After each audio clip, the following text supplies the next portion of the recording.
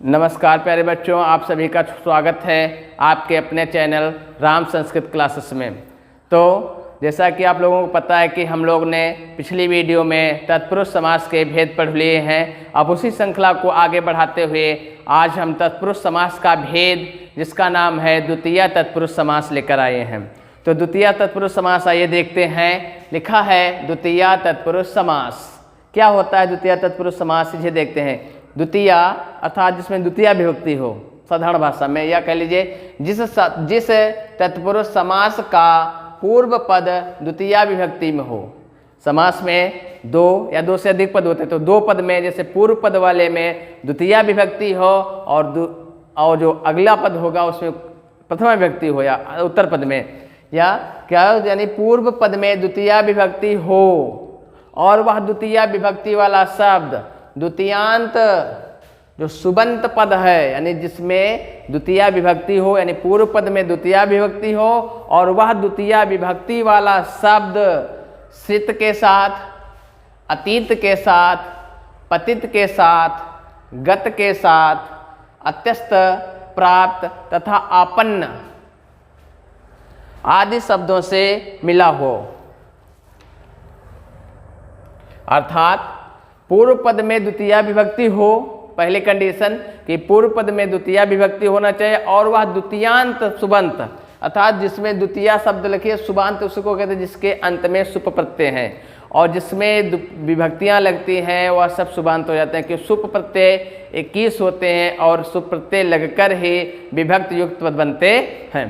तो देखते हैं कि उसमें क्या होना चाहिए, द्वितीय विभक्ति लगी होनी चाहिए और प्रथम पद में यानी पूर्व पद में द्वितीय विभक्ति हो और वह जो पद हो श्रित, अतित, पतित, गत, अस्त्यत, प्राप्त और आपन्न इन शब्दों के साथ हो तो वहाँ पर द्वितीय तत्पुरुष समास होता है। आइए और सरल भाषा में समझते हैं कि द्वितीयांत शब्द हो यानी पूर्व पद क्या हो, द्वितीय हो और उसके साथ में अर्थात जो उत्तर पद हो वह सित हो या अतीत हो या पतित हो या गतः, अत्यस्त, प्राप्त तथा आपन्न आदि शब्द हो या इनके अर्थ देने वाला कोई इनके समानार्थी शब्द हो, तो वहाँ पर द्वितीय विभक्ति या द्वितीय तत्पुरुष समास होता है। आइए जैसे देखते हैं, उदाहरण देखते हैं। यहाँ लिखा है कृष्णम प्लस श्रितः।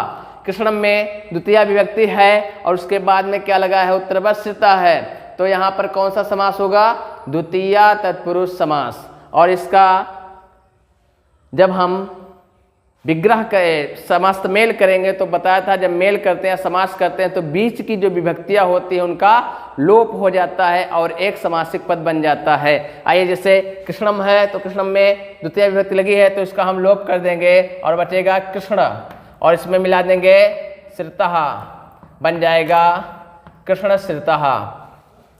दूसरा इसी तरह बता शरणम आगतः। आगतः शब्द लगा है, आपन्न गतः, गतः में आ उपसर्ग लग गया, आगता बन गया, गतः का ही है, तो हो जाएगा शरण और प्लस आ शरणागतः, यानी शरणम प्लस आगतः बराबर क्या बता, शरणागतः।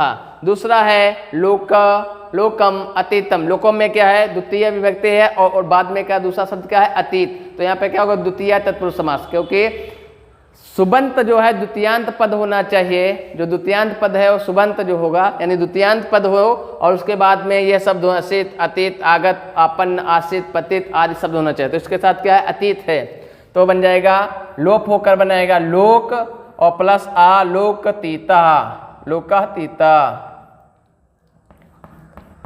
लोकातीता, क्योंकि संधि हो जाएगी और दीर्घ हो जाएगा। भयम आपन्ना क्या बन जाएगा, भयापन्ना, भया पन्ना बना, क्योंकि आपन्न शब्द है, इसके पास भयम है, भयम में द्वितीय विभक्ति है, द्वितीय विभक्ति का लोप होकर वो बन गया भया पन्ना। इसी तरह रामम आश्रितः, तो रामम क्या बचेगा, राम प्लस रामाश्रितः। और सुखम प्राप्ता क्या बनेगा, सुख प्राप्तः। स्वर्गम गता बनेगा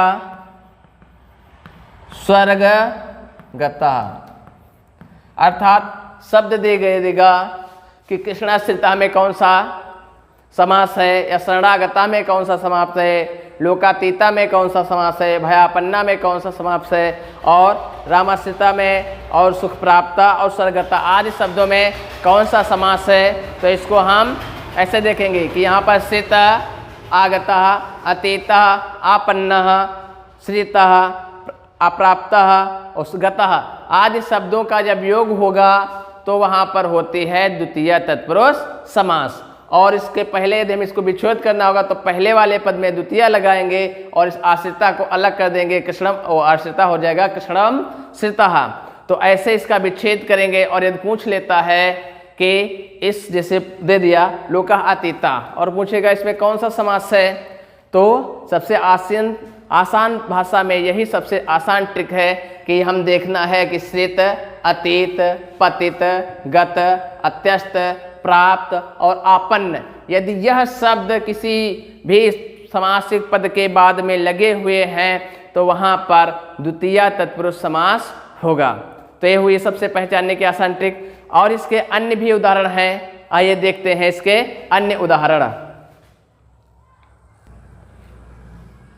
ये इसके अन्य उदाहरण और हैं, आइए देखते हैं। जैसे लिखा है दुखम अतीत, अतीत मिला, अर्थात यहाँ कौन सा होगा, द्वितीय तत्पुरुष समास। और अब इसको हम यदि मेल करना है तो हमने बताया पूर्व वाले पद की क्या होगी, विभक्ति का लोप हो जाएगा और अगली विभक्ति लग जाएगी। तो इसका विभक्ति लोप करेंगे तो माँ का लोप हो जाएगा। और ये मूल शब्द क्या है, दुख है, तो दुख बचा, दुख में अतीत मिल जाएगा तो ये दीर्घ दोखा तीत बन जाएगा, दुखातीत, क्योंकि आ मिलकर क्या हो जाएगा, दीर्घ हो जाएगा।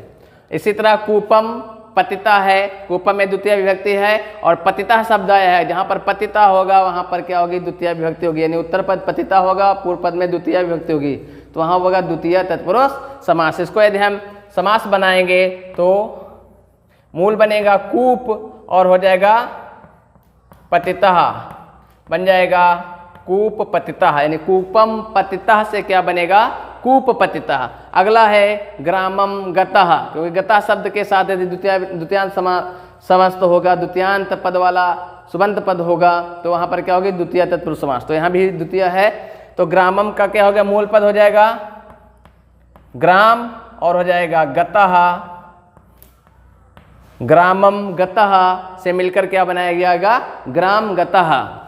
इसके बाद है जीवन, जीवनम प्राप्तः, तो इसका हो जाएगा जीवन प्लस प्राप्तः,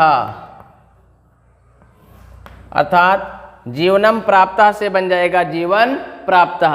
अगला लास्ट उदाहरण है सुखम आपन्नः, तो सुखम का मूल हो जाएगा सुख और बड़ा आ पन्नः, सुखापन्नः, अर्थात सुखम आपन्ना से सुखापन्ना बना, जीवनम प्राप्ता से जीवन प्राप्तः बना, ग्रामम गता से ग्राम गतः, कूपम पतिता से कूप पतितः, दुखम आतीता से दुखातीता। अर्थात सबसे सरल और आसान भाषा यही हुई कि पूर्व पद में द्वितीय विभक्ति हो और वह द्वितीय विभक्ति वाला जो पद होगा उसके साथ सित हो, अतित हो, पतित हो, गत हो, अंत्यस्त हो, प्राप्त हो या आपन्न, इन शब्दों का योग होगा तो वहाँ पर द्वितीय तत्पुरुष समास होगा। अर्थात द्वितीय तत्पुरुष समास पहचानने की सबसे आसान यही ट्रिक है कि हमको इन सिर्फ 5 या 6 शब्दों को पहचानना है साथ, श्रित, अतीत, पतित, गत, अत्यस्त, प्राप्त और आपन्न। यदि इन 6 शब्दों को पहचान लिया तो द्वितीय तत्पुरुष समास हमारा कभी भी गलत नहीं होगा। तो कैसा लगा आज का वीडियो जरूर बताइएगा और पुनः मिलते हैं इसका अगला पार्ट लेकर तृतीय तत्पुरुष समास में। तब तक के लिए नमस्कार, धन्यवाद।